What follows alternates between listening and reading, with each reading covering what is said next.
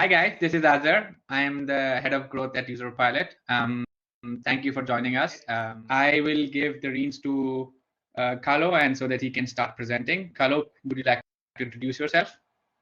Yeah, absolutely. It's a pleasure to be with all the fine folks here, and hope the weather is as good as here. It's really sunny in Sofia, Bulgaria today. So I'm the co-founder of Encharge.io, and this is a marketing automation platform. We focus on SaaS companies, and we help SaaS companies convert more of their free users, trial or premium users to paying customers through targeted emails. And we mostly focus on the so-called action-based emails or trigger-based emails. And that's what this presentation will be primarily on today. And yeah, hope you guys get some value out of it. And if you have any questions, please don't hesitate. I'd be happy to answer. So should I share my screen now? Yeah. And let me ask a question about the onboarding, right? So, like, sure. how are you currently doing it? So I did ask them a question on the polls. How are they currently user onboarding? So, yeah, just look at how the people are currently doing it, so that you can Right. everybody's Actually, it's really cool how Damien handles the polls. It's first time for me to see it. All the live numbers, that's pretty awesome. Great. So you have some rough data. It's at 50-50. You can get started. Right. I will be having a couple of tough questions at the end, but we will keep it for the end. I'll turn off my video so that everybody can focus on you, and you can start sharing your screen. Right. Okay. I'm sharing my. So let me know if you see my presentation.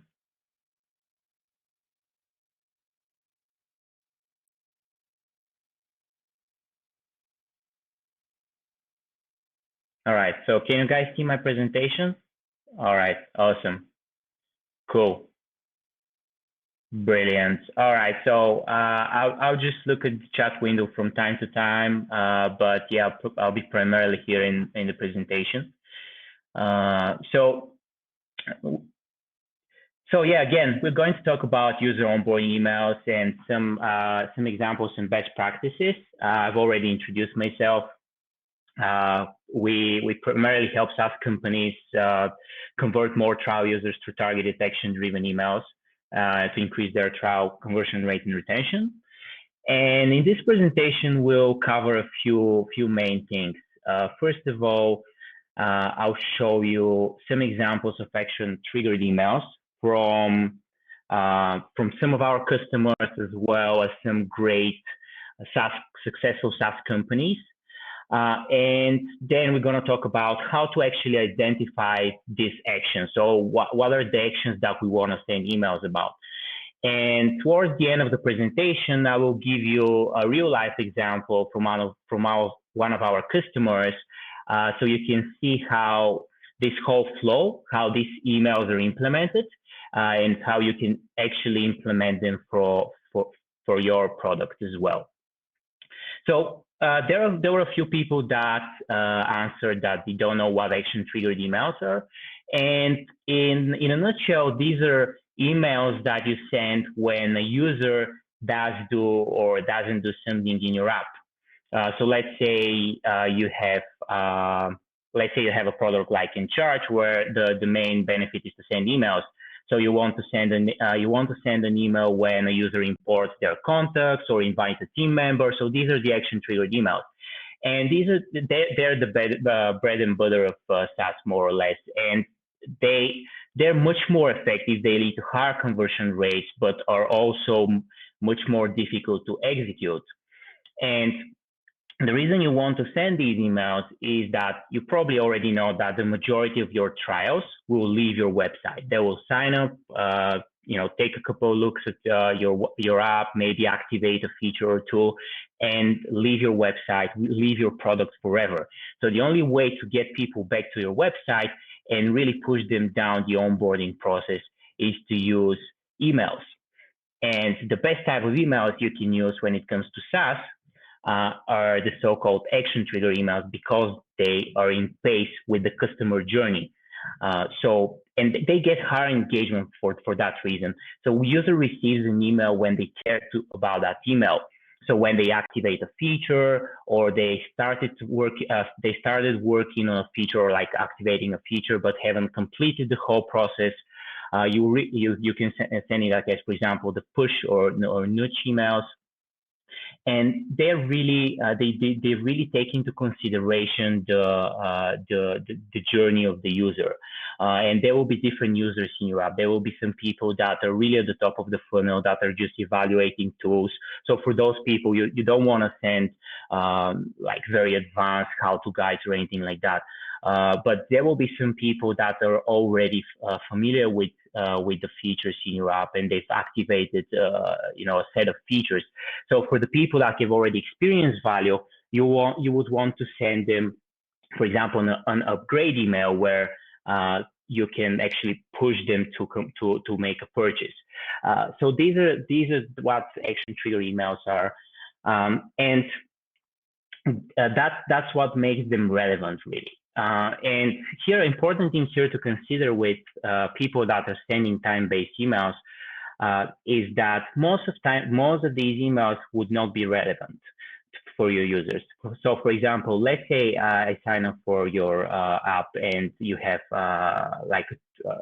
let's say Todoist type of app, project management or whatever. And I invite a couple of team members, and I complete a few tasks in the app.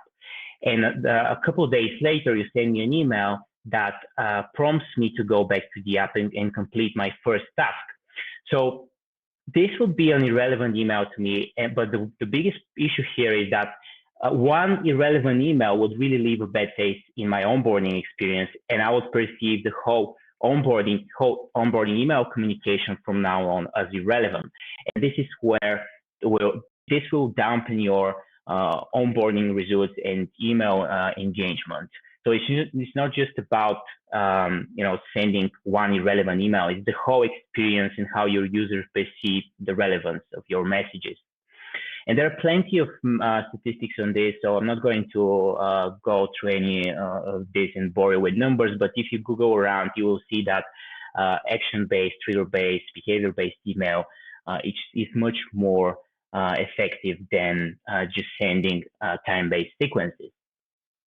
So now looking at specific onboarding emails that you can save to improve your conversion rates, we have found with our customers there's a set of emails that you really want to send, and this pretty much applies for all free trial, freemium SaaS products. So the first one is the welcome email, which is something you send when a user signs up. You would also want to send reward emails. And these are emails that you send when a user activates a feature or does a specific activity in your app. So you encourage them and you reward them for their activity, and you push them in the right direction.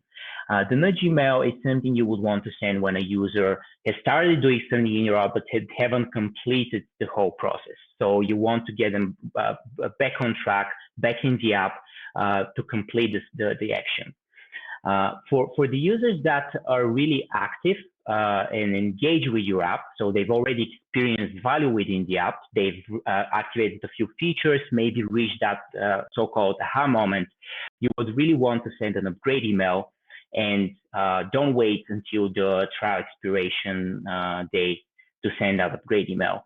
And conversely, for the ones that are inactive, the passive users that haven't engaged with your app, you would really want to offer them an extension, and you would do that through an extension email. And then we have the trial expiration email, which is towards the end of your trial, and then a post-expiration feedback.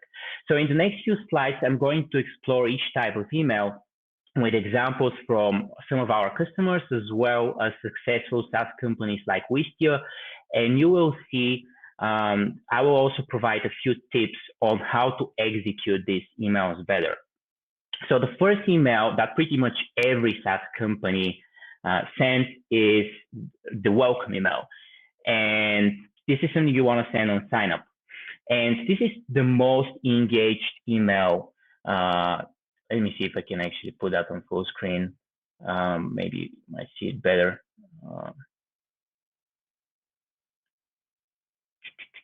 where do I view present? Yeah, that's one. Is it better now?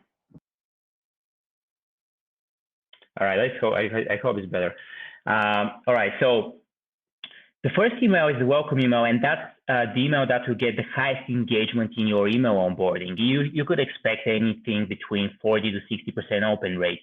And the natural thing that most marketers do here is they try to include every single feature, every single call to action, resource, webinar, how-to guide, whatever in that email. Because like that's the first email we see, that's the most engaged email, so we gotta make sure it works. So we gotta put more things into it.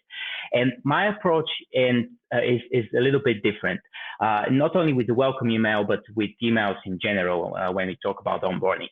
And I like to keep it really clear and simple. So every single email I send needs to have one business goal. So what do you want to achieve with that email? Do you want to get the user back to the app? Do you want to get feedback? Do you want them to read the blog post or learn more about your tool? Whatever. There's one single business goal for you. And the next thing is to also consider the user's desired outcome. So what they want to achieve. And this really ties in with the value proposition of your product. So if you have app to like Todoist or like to-do management software, they might want to save time or improve their communication with their team members and so on. So once you know your business goal and the goal of the users, their desired outcome, what they're trying to achieve through your software, is really easy to then create simple emails with a single call to action. It depends on how you want to structure your flows, but I encourage you, if you're not sure what to include in the welcome email, is just really explain the main benefit of the software, explain how the software works in 3 steps, just 3 steps, and also give them some indication of what the users will expect from the trial. So how long the trial is, how it's going to work, what features are available, accessible, and whatnot. And the next thing is really that single call to action, which is to encourage the next critical action in your app. So in the case of Todoist, that might be create your first task. And here you can see, actually got it wrong. That's the wrong screen. So sorry guys, ignore this screen here. It's not a welcome email. But the welcome email is really what, again, explain the benefit, explain what people can expect from the trial, and give them a single call to action to go back to the app and do whatever is most important, like the next critical action. Right, so this is the reward email, and I think I've switched these two. Right, so sorry about that. So that's the welcome email. So here you see the screenshot of a welcome email, and you can see here, this is one of our customers, Verimark, their HR reference software. You can see the intro from the co-founder. You can see the benefit. So they've quantified the benefit of the software, which is 33% faster checking methods, reference checking methods. They've also explained how the software works in just a few steps. They provided information about the trial, so how long the trial is and what they can expect from the trial. And then you can see for Verimark, the next critical action is to get a user to create their first reference check. So we don't give them any links to webinars like help docs. We don't give them links to every single feature in our app. We just provide one single call to action in that email that gets the user back and asks them to create a reference check. So this is an example of welcome email. The next email is the reward email, and this is actually the screenshot of the reward email, which I totally got wrong. And the reward email is something you want to send when a user does a specific activity in your app successfully. So whether they invite a team member, created their first task, created their first email. So these are little treats that you send in your user's inbox to make them move towards achieving their desired outcome. And if we go back to the previous slide, this is that exact outcome that we have in mind throughout our whole email onboarding communication. And we want to encourage here only the activities that are critical for them to experience that outcome. So whether that's saving time, or in the case of Verimark, faster checking, reference checking, you really want to encourage only those value actions, only those actions that provide value. You don't want to send a reward email for every single feature in your app, because this will be just too overwhelming and will again dampen the whole onboarding experience. And you can see the reward email here of Wistia, which is pretty awesome. When you create your first video, they send you this funky illustration. And another important thing to consider with that email is you want to show them better ways to use that feature. So this is again moving people towards the desired outcome. So you can see in the case of Wistia, they congratulated me for uploading the first video, but they've also given me opportunity to customize my video with thumbnail and colors and whatnot, so I can continue my onboarding experience. The next one, which is really, really powerful email, is for the people that have started doing something in your app, something really important in your app, but haven't completed it. And the goal of the push or nudge email is to get those people back to the app, but not only like, you know, send them like, you should do this, or like submit a new request or whatever, but just give them a reason, explain why they need to do that, why they should spend 5, 10, 15 minutes to complete that. And if you see here in the example, in the example of Verimark, they've handled one of the objections, that background checks are no fun. And they've also stressed, emphasized the problem of the traditional reference check methods that they do take too long. And again, gave them a reason why they need to go back to the app and actually submit that request. And again, you can see here, it's following the same model of just one goal, get the user to complete their first request, one desired outcome, improve their reference check process, and one single call to action that gets people back to the app. So that's about the nudge email. The next one is the upgrade email. And interesting thing here is that most companies, most SaaS companies, based on my experience, send that email when users have reached the end of their trial. But the thing here is that these emails work really well with activated trials. So when a person has completed 1, 2, or maybe all of the critical actions in your onboarding process, there's no reason not to send them an upgrade email. And it works the other way around. For someone that hasn't activated any features in your app, hasn't reached any value moments in your app, there's no reason to send them an upgrade email. It's just like asking a stranger on the street to marry you. It would be just very awkward, maybe annoying for them. So again, the upgrade email is something you want to send to activated trials. And you can see a brilliant example here from Zapier. And what they do here is they've emphasized what the user will miss out by not upgrading. They quantify the value that they've experienced within the trial window. The user has automated 63 tasks.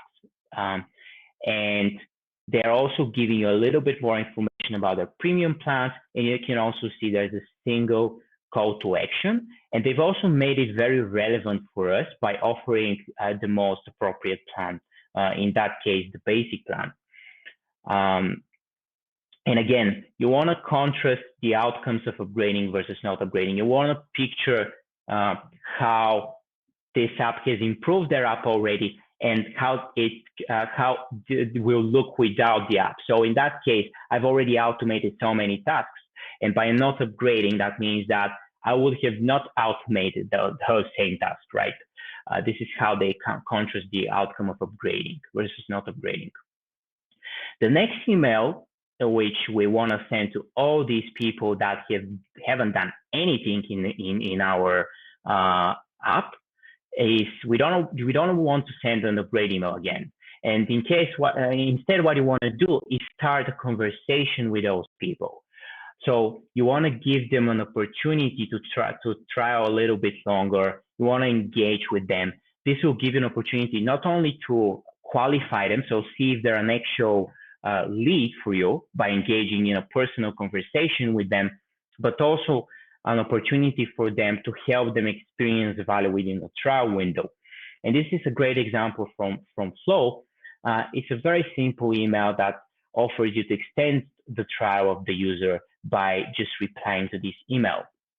And the important thing here is that when you send onboarding emails, and when it comes specifically to the upgrade and extension email, again, you really want to segment the active users from the passive. And this is how a flow here would look in Charge, where the user has signed up and we've segmented the different type of users, active and passive users, and we send the upgrade emails to the active users, and then we send the trial extension email to the passive users. So this is as far, okay, I have actually a couple more, right? I do have a couple more. So the trial expiration email. The trial expiration email is something you want to send at the end of a trial. And the goal of the trial expiration email is really not to educate users, to help them experience viral or anything like that. It's really the last, the last hit. If onboarding was the boxing match, then that's the last, the last hit in the match. So what you do here is handle any remaining objections. So whether that's price, risk, quality, trust, no urgency, you want to handle these objections in that email. And for the engaged users, you want to provide pricing details and upgrade instructions, especially if your product has a complex meter structure or anything difficult to understand when it comes to pricing. Another important thing here is to give users options. So if you have a freemium product, you might want to give them an option to downgrade if they're not ready to upgrade it yet, or give them an extension option if they're not ready to upgrade it. And you can see here the example with Basecamp. They've given me options, prefer to cancel instead, or they can downgrade me. They've also handled some of the objections, like how long would take upgrading. It will take just a few minutes. So I already know that's going to be an easy process. They've informed me that everything I've created so far in my account is still safe and sound. It's another of the objections that the Basecamp users probably had, and so on. And the last email that I want to give you as an example is the post-expiration feedback email. And this is something you want to send 3 to 7 days or maybe 14 days after trial expiration to all of the users that haven't upgraded. And the goal of this email is to figure out why people are not upgrading. And you can use that data throughout your whole email onboarding communication, from the very first welcome email until the upgrade email where you handle objections. And the best way we have found to execute the post-expiration feedback email is not to send the link to external survey, but to do something else instead. What you want to do is give them options, so give them links in that email, and ask them to answer by clicking on the single most relevant answer for them.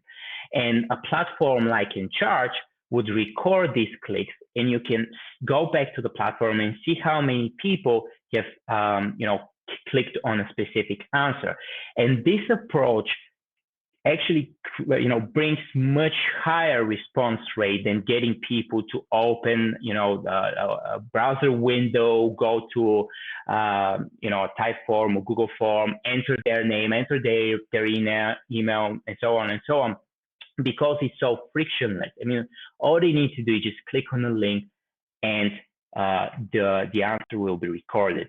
So you can take like the 3 to 5 most common objections, if you have any data, or whatever you think, whatever your gut feeling says about why people are not converting, and you can include them in that post expiration feedback email and collect that data. So these are the emails that I gave as examples, and maybe so far, do you have any questions, guys? Or maybe I should continue going with the presentation, because the next bit is to actually show you how to set up these emails. I have a question very quickly, because just looking at the email, it gets boring. So for a couple of emails, one question that I have is like, you have long form email and you have short form email, and the reward email is very long. It's too boring for me. Like I don't even want to read the entire thing.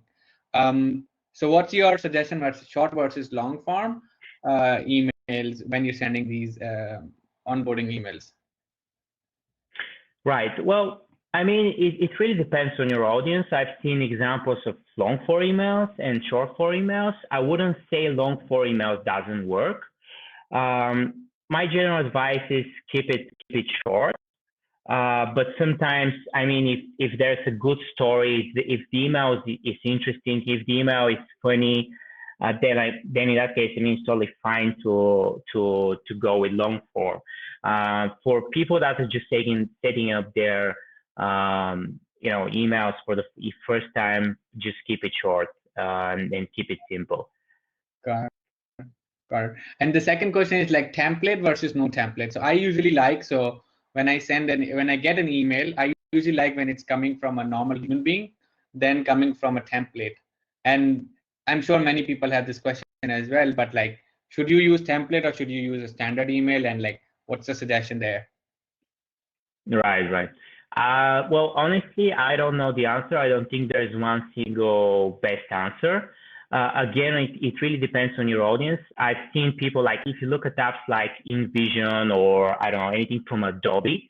So apps for visual people, apps for people that have some expectations from your app to be visual. And then a plain text email would probably look like something's wrong with that email for those people. Maybe for salespeople, maybe for, I don't know, like SaaS people, maybe plain text works better. So it's something you gotta test. If you have the data, you have enough trials to test that, then go ahead and test it out. Now there's another consideration here is when it comes to deliverability, and obviously plain text emails are way better for that. Fewer images, fewer links, especially the first email just gets much higher chance to land in the inbox and not in spam in promotion. So personally, I'm a bigger fan of plain text emails, but it depends on your audience. And if you look at apps like Wistia, for example, or InVision, or I don't know, Headspace, the illustrations there is what really makes the email great. So I think they've done a great job in that case. Got it. We can move forward. I think nobody has questions so far. Right. Awesome. All right. So where was it? Present.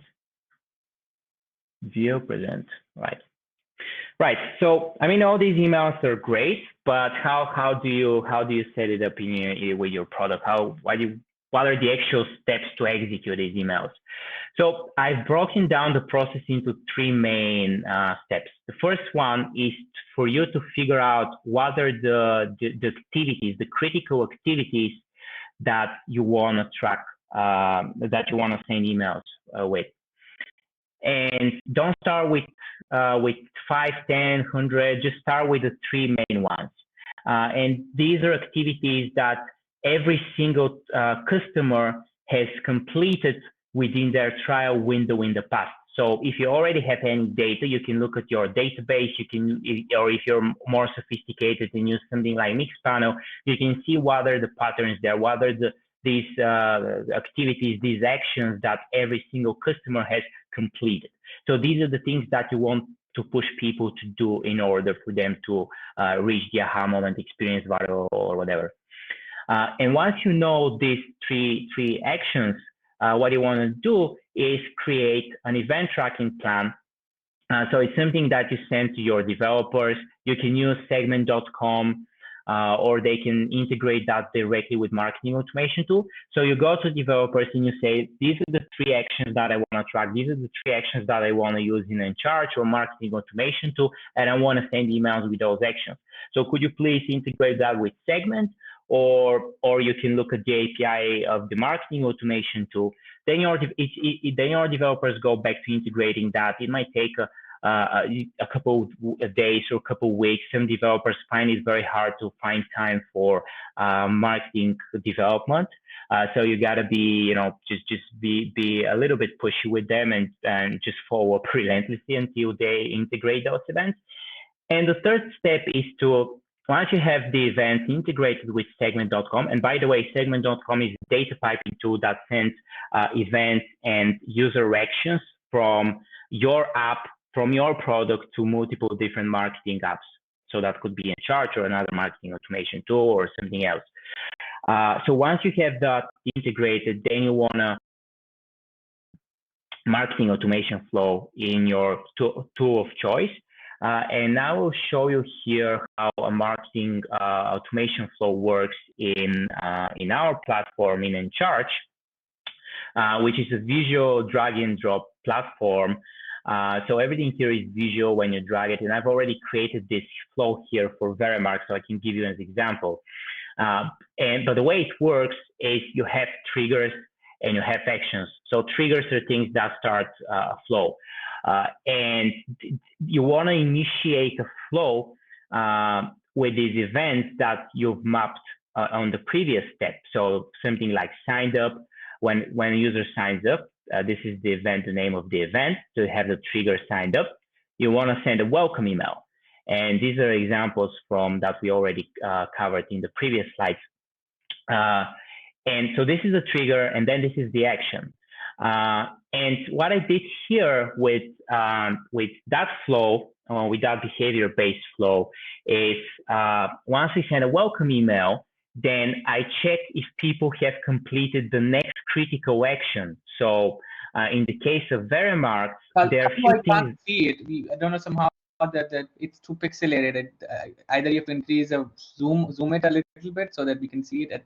I'm unsure, like, if people see it or not. Can you see it? Can you see it better now? Yeah, can you see it better. Is it better?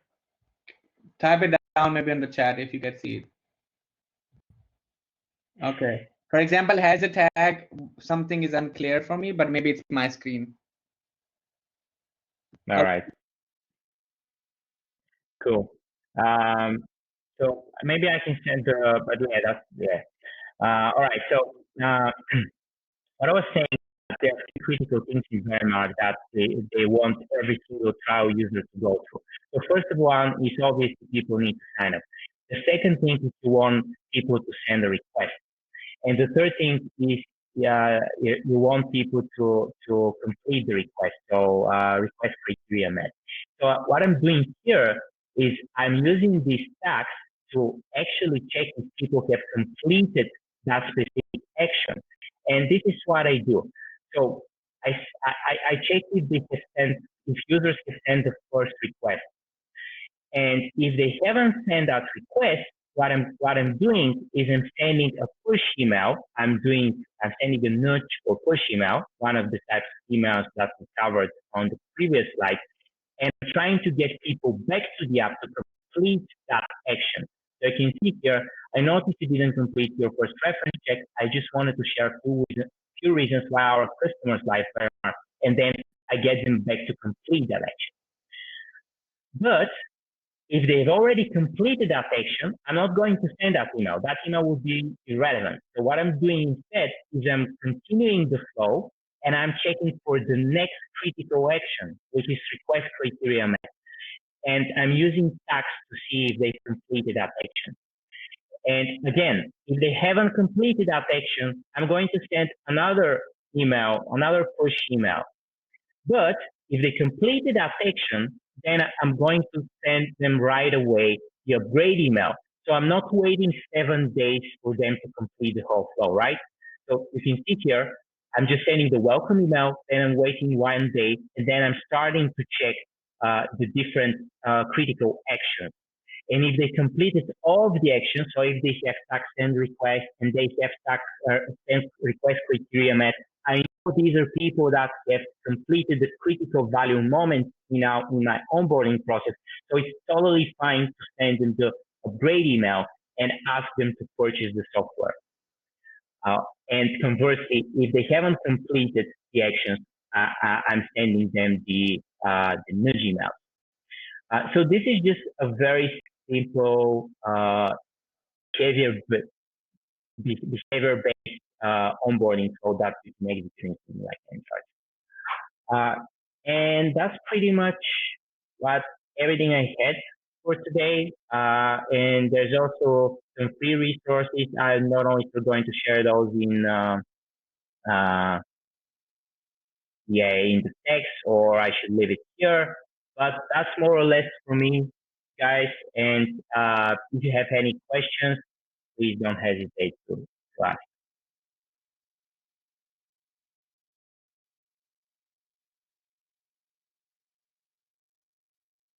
So that everybody gets it. Just give me a minute.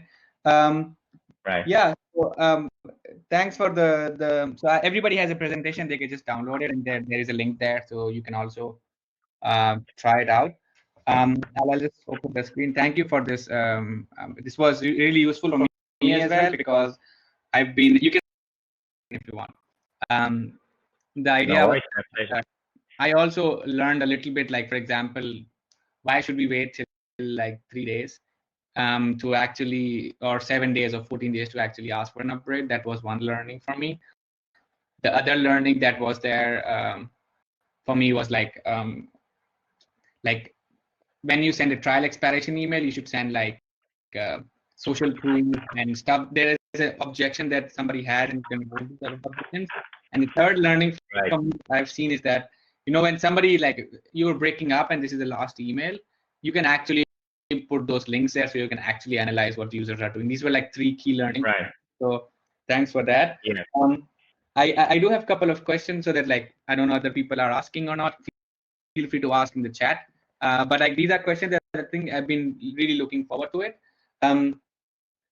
What do you think about somebody who has a 30-day free trial, and how should they do it? And somebody who has a freemium platform, because in freemium there's no file expiration.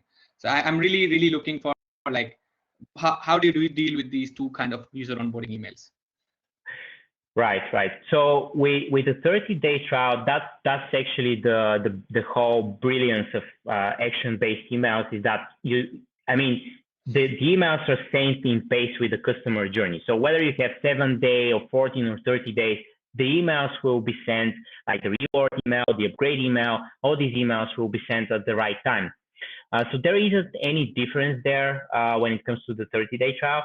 Now with freemium, things are a little bit different, because you don't have that time window where people need to upgrade within that time window. So what I encourage people with freemium to do is be very aggressive and start sending these call to action emails towards the beginning. I mean, there's no reason for people to wait, like, I don't know, like 30, 60, whatever, how many days.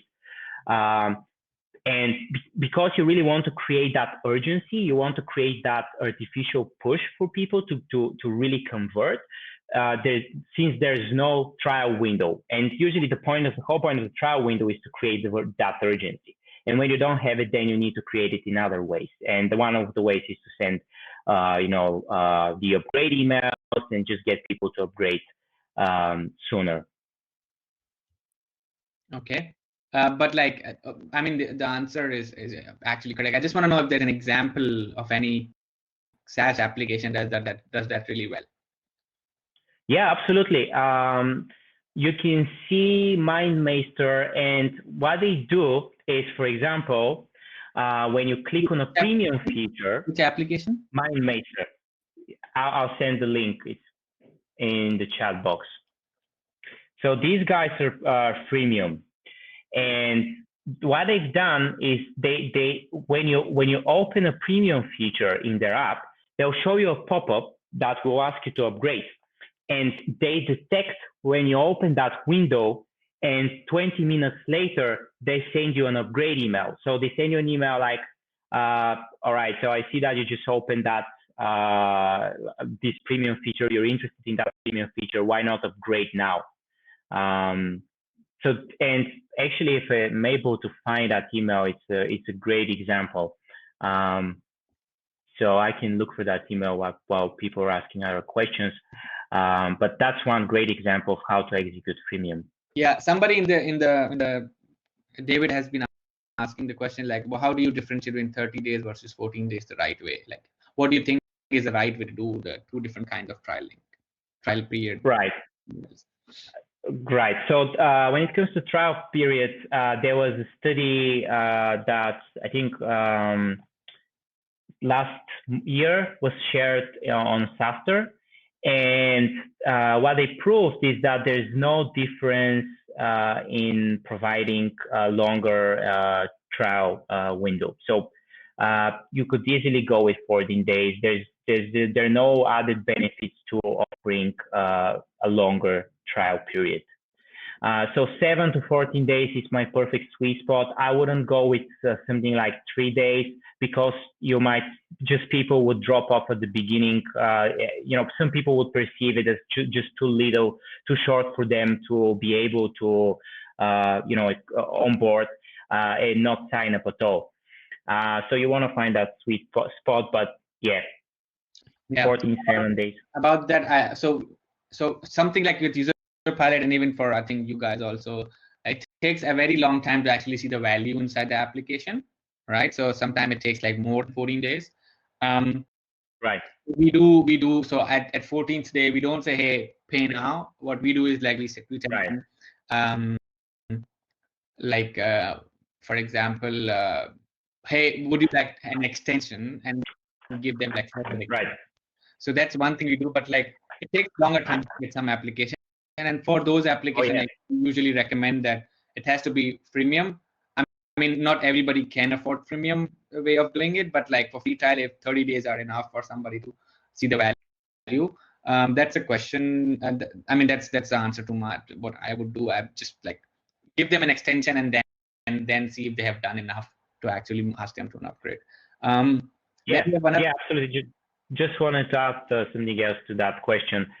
There was another study by Matt Kudu that actually showed that 50% of trials convert after the trial window. So people don't really care about how long your trial is. They would convert at their own pace. So again, it's really, you got to see, as you say, if they haven't achieved any value, if they haven't completed anything within that window, then you ask them, give them an extension, try to get in touch with them, start a conversation. So again, the trial window is something we create artificially as marketers just to push people that are more engaged, more active to convert within that window. But it's unrealistic, especially for complex apps, as user pilot doesn't charge for people to convert within 7 or 14 days. Talking about trial and value, I'm just gonna send one quick way to actually make people. We have a next webinar on, especially on the value part. So please do join. I'm just gonna share the link with you guys. Give me a minute. So it's a value amplifier. David, especially this is for you, because what we feel is that if in 30 days somebody has not been able to find the value inside the application, means that you've not been able to show the value in those 30 days. So maybe this webinar might help you. There's one more question that is asked by Florian Veta. He says, how do you get the trigger from your SaaS system in your CRM? I mean, it's a good question. I mean, I have an answer for it. Like, go ahead, please. So what was the question again? The CRM one, right? System into your CRM. Right. So one way is segment.com, and I already mentioned that in the presentation. It's a data piping tool. Once you integrate your triggers from your SaaS, you can send them to HubSpot, the Pipedrive, whatever you use the CRM. Most CRMs do have integration with with segment.com. So again, that's segment.com. It's you integrate once and then you're able to send data to other tools. That's probably the easiest. That's something that's probably what I would use. But you can always go the other way around, where your developers integrate with a specific CRM. Yeah. What do you think about? So there's this one question by audio question. Holding my sense, I couldn't type it. I'll just listen to it until you can answer the question. What do you think about application other than Segment? Like, can you ask your developer to do it? So yeah, you can. You mean, can you ask your developers to integrate with the CRM or the triggers with the CRM? Yeah. Most big CRMs support some kind of API that you can send triggers to them. The reason I wouldn't go that way is because every single time you add a new marketing or sales tool or switch a tool, you need to get your developers to integrate. And if there's one thing I learned as a marketer, is that developers could be a huge bottleneck because it's very hard for them to find time for marketing development. So just go through the whole process once with Segment, and then you have the events there, and you, as a marketer, can use them wherever you want. Otherwise, it might be very painful for you to get developers to integrate every single time. So we have one question from Emil. He's audio, so I can just turn on the audio and you can hear what he says. He's holding his son. I have a question. How to identify when to or how to identify these phases? Like, is there a framework you have that I could use to identify what framework or what stages should I pick, or in what points in time should I send these emails, or it's so much dependent from business to business? Yeah, so he's asking like how to identify events and how to identify the cadence, the time difference, how long should you send it, and how to identify which emails to send and which emails not to send.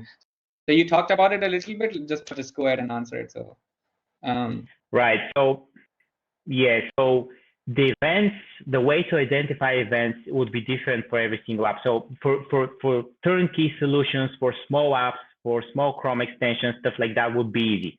You know, like you have these like 2 or 3 things that people need to use. Now it gets a little bit more difficult when we talk about something more complex, like let's say Hotjar. So they have like 10 different products. It's a whole suite of tools. So you don't know exactly which ones you want to get people to do.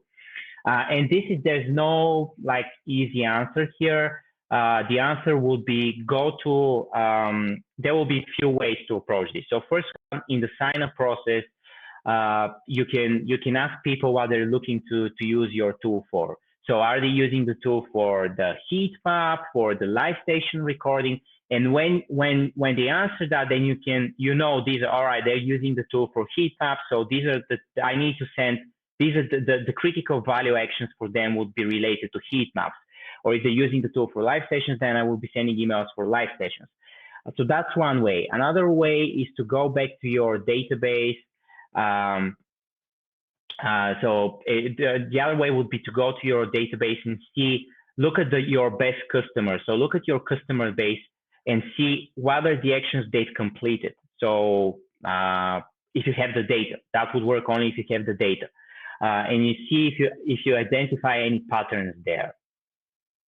Yeah, I would also do the same. I would actually, other than asking what they're looking for, I would suggest like look at the usage and what are the features and people who are converting, why they're converting, like, and what are the features they are using, why they love the product. You will know exactly what are the key features that people get to the aha very quickly, so that you can just push for those features. And obviously, I don't think cadence matter. It could be 2 days or 3 days. I don't think cadence actually matter. What matters is that you're sending the right message to the right person at the right time, and the time only happens when they did something inside the application, so that you can connect them back and bring them back to the application, because you need to keep reminding them, because as humans we forget about doing something.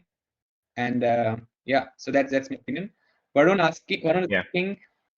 I'm from Icon Scout, and Icon Scout is a design resource marketplace. It's a freemium platform. Where should be an ideal email sequence to convert the user into premium subscriber? There's a premium plan. What should be? That's a great question. I wish I knew. I mean, I wouldn't really need to look at the platform and probably won't be able to give you a good answer without. But we can definitely connect after the call, and I can look at the platform and give you some tips if that makes sense. Yeah. So that's basically about it. I don't have any more questions.